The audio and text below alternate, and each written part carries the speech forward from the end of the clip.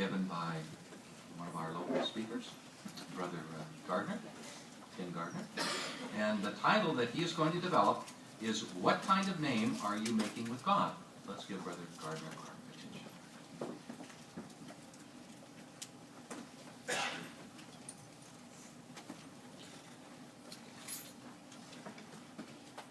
We had no control over which one we were given at birth, but we alone determine what its worth is. It can be valuable. In fact, it may be one of the most valuable things that you can own. But it's an investment. Time and effort are needed to build it.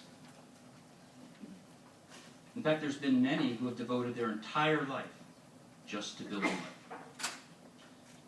And that's because it can be powerful. It represents what others think of it.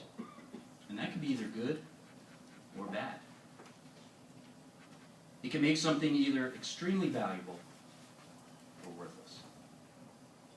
In fact, it's so important that great lengths are taken. Great sums of money are spent to protect it and to keep any damage from occurring to it. As an example, there's a company out there on the internet that will search for yours. It'll find out what people are saying about it and attempt to remove anything that can damage it. Now, a service like that can be very costly. It costs you $1,000 a month just for this service. That's how valuable it is. Proverbs 21 identifies what we're talking about and acknowledges the value that we're putting on it. Proverbs 22:1.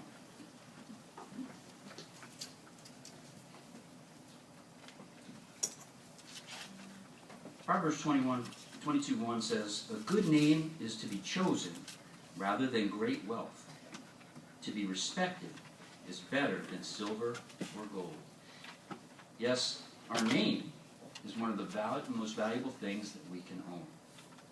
It can and often is the first impression that someone has even before they meet us for the first time. Isn't that true? Consider this.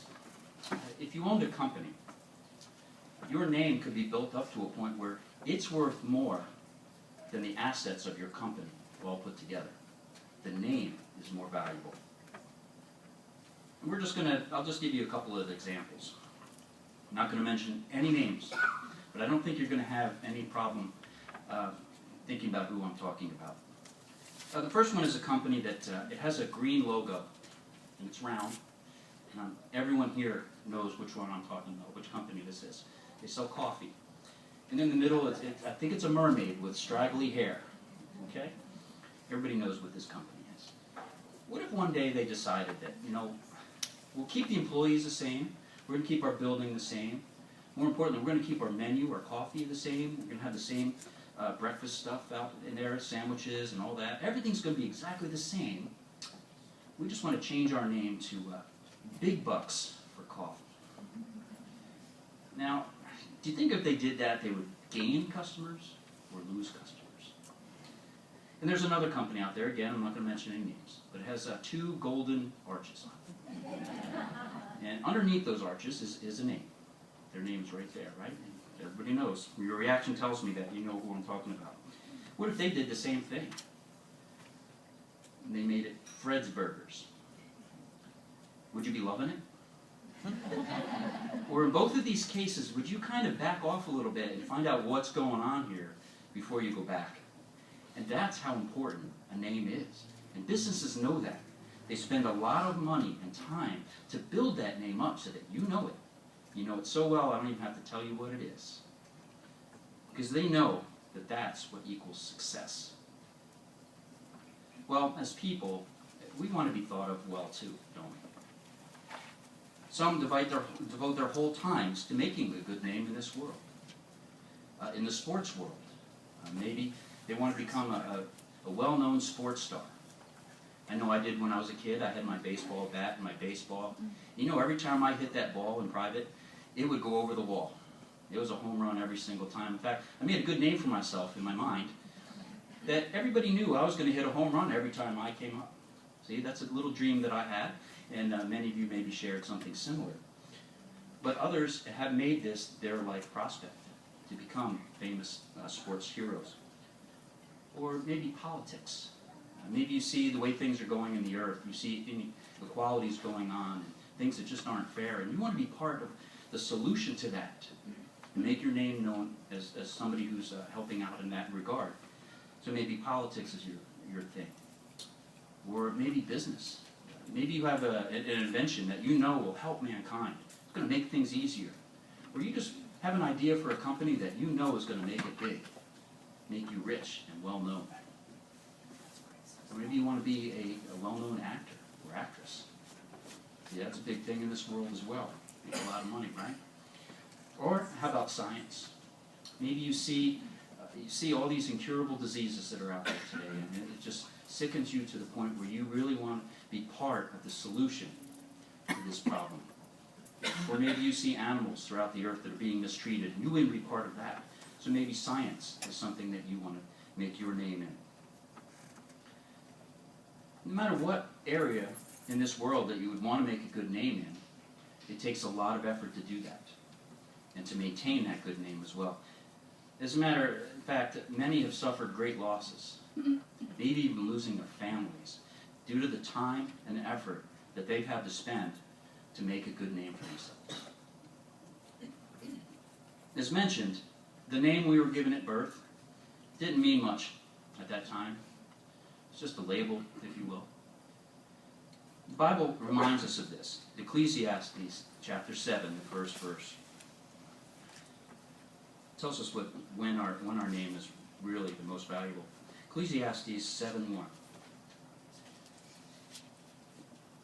It says, "A good name is better than good oil, and the day of death is better than the day of birth." This is because we've had time to build our name. When we're born, see, nobody knew very much about you. People just knew you were cute and adorable, even when you weren't.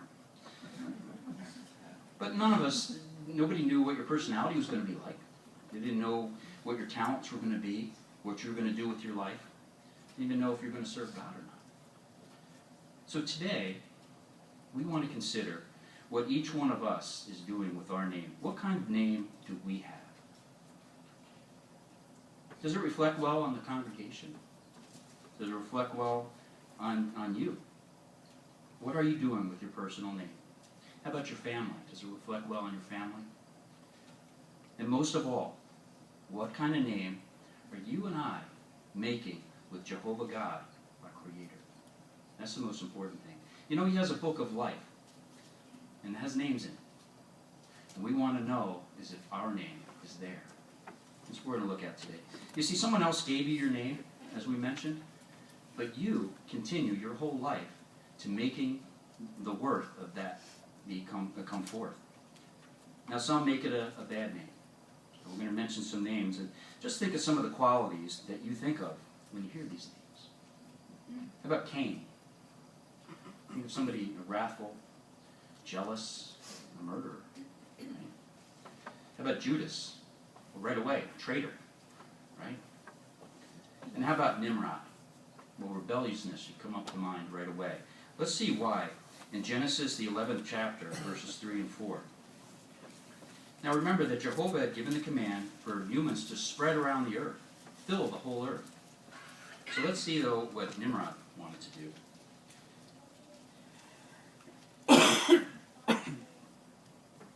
Then they said to one another, "Come, and let us make bricks and bake them with fire." So they used bricks instead of stone and bitumen as mortar. And that's okay, they showed initiative here. But now they said, "Come, let us build a city for ourselves, and a tower with its top in the heavens. And let us make a celebrated name for ourselves, so that we will not be scattered over the entire face of the earth." So he wanted to make his own name known in opposition to Jehovah. So when we think of all these qualities that we just went through with these names, wrathful, jealousy, murder, rebelliousness, see, none of us want to be making a name like that with Jehovah. But others have made a good name for themselves. What do you think of when you hear of Noah? You think of somebody that's faithful, obedient, hardworking? We should. Abraham. All we need to know about Abraham is that Jehovah called him his Imagine that honor for Jehovah to say that you are his friend.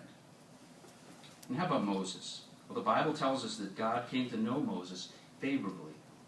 Let's look at a conversation that Moses and Jehovah had at Exodus 33.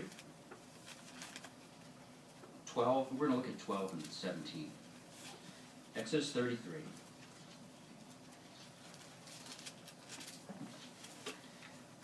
It says there, now Moses said to Jehovah, you are saying to me, but lead this people up. But you have not let me know whom you will send with me. Moreover, you have said, I know you by name, and you have also found favor in my eyes. Look at 17. Jehovah went on to say to Moses, I will also do this thing that you request, because you have found favor in my eyes, and I know you by name. Imagine that honor. Jehovah's telling you that he remembers your name favorably. Well, we have to ask ourselves, does that describe us now? Does Jehovah know our name favorably? See, whether we're young or old, men, women, our making a good name for ourselves, we reflect well on our family and on the congregation, and more importantly, on Jehovah. Let's talk to Christian youth for a moment. You know, you can contribute to a good name for your entire family by showing good Christian conduct. Let's look at it because it reflects well on your parents, doesn't it? As a matter of fact, if there's young people we see in the news or around Raby personally here, and they're not really acting, let's say, good, what's the first thought sometimes that comes in our mind? Where are their parents? See how your conduct can reflect on your family. At school, if you make a good name for yourself in school with your schoolmates and your teachers, what kind of doors does that open up for you to witness about your God, Jehovah? See, it opens up many doors there. If we did that, we'd be heeding what the Bible tells us at Matthew 5:16. Let's take a look at what that says. Matthew 5:16. It says, likewise, let your light shine before men, so they may see your fine works, and give glory to your Father who is in the heavens. What an honor that is, to be able to give glory to our Heavenly Father, our Creator. See, your good name can be a recommendation for you here in the congregation as well. You can be recommended for pioneering, ministerial servant, helping out in the congregation here. There's doors that can open up to you at Bethel. And then we see the amount of work that's being done throughout the world in the building work. Kingdom halls, assembly halls, all kinds of doors of opportunity can open up to you if you build up a good name for yourself. See, we're all special. You young ones, every single one of you is special. You have your own special talents, things that you're really good at.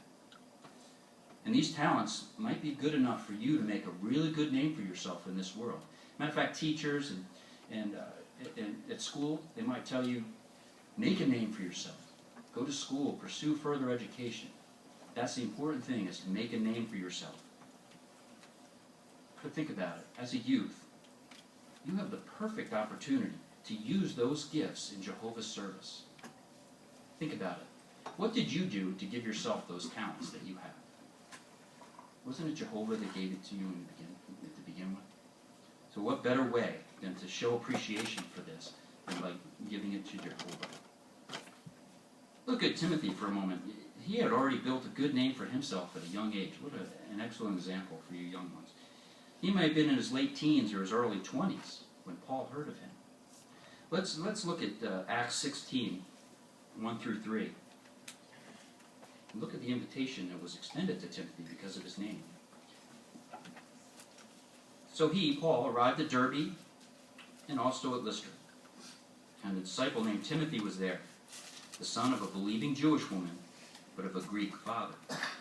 And he was well reported on by the brothers in Lystra and Iconium.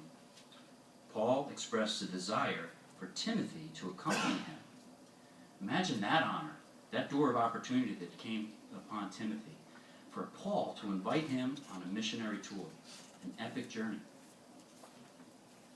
See, his mother Eunice may have taught him from a very little boy about Jehovah. But it was Timothy himself that built that name for himself. His mother didn't do that for him. And part of that is to set goals. Remember, young ones, to set goals for yourself. You know, a professional athlete, for instance, he didn't just decide later in life that he was going to start playing ball. You go to a professional team, start playing, and become an overnight success. It just doesn't happen. If you talk to any professional athlete, he's going to tell you that he started when he was young, had that as a goal, and worked towards it his whole life to get to that point. He learned all he could about the sport. He practiced and he practiced.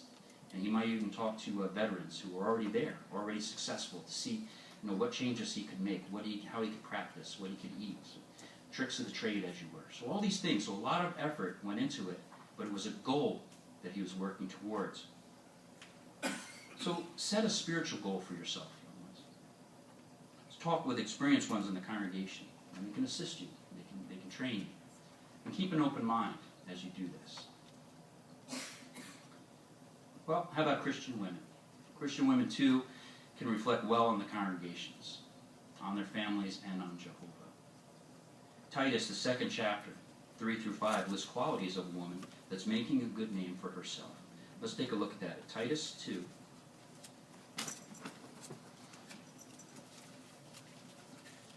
Three through 5.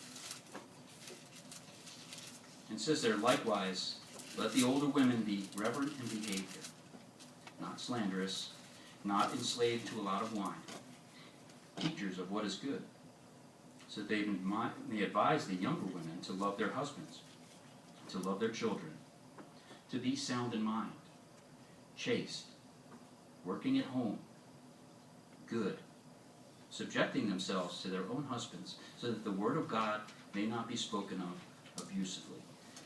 Yes, taking a full share in the ministry while at the same time taking care of your homes and your children is noticed and appreciated by others in the congregation and by our mates.